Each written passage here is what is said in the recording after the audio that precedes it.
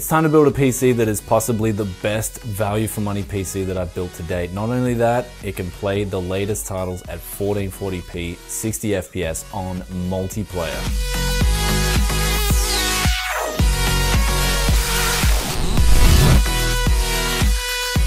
Welcome back to Tech City. This is Brian coming to you guys today with a very hot build. This one I managed to do when I was actually doing a guide for how I hustle with used parts, and I stumbled onto two really awesome deals.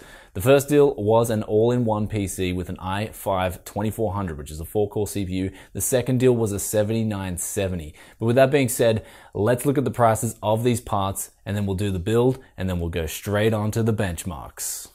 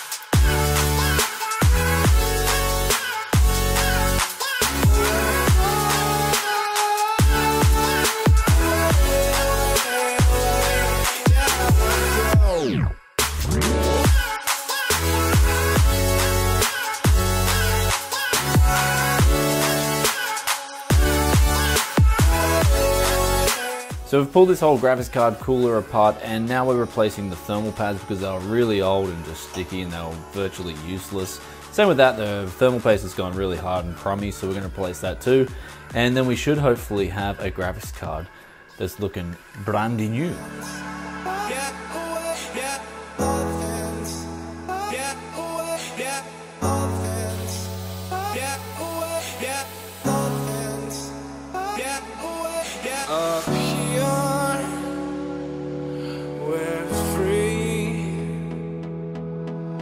Bound only by frozen memories.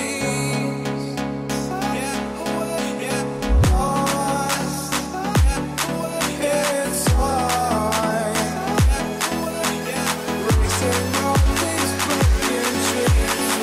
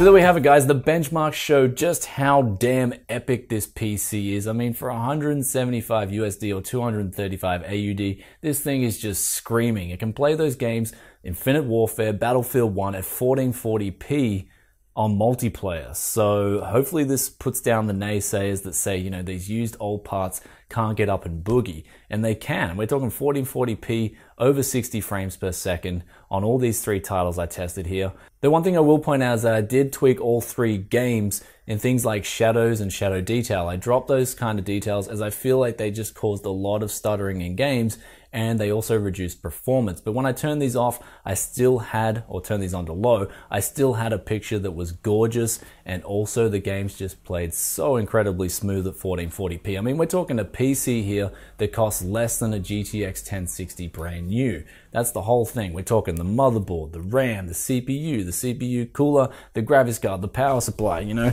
it's just going out of control here. Anyway, not getting too far off topic here, I did have to clean up some of these parts, especially the graphics card. That had some really old thermal pads on there and some old thermal paste on there, but once it changed, it was able to overclock to a pretty decent overclock too. I was pretty happy with the overclock.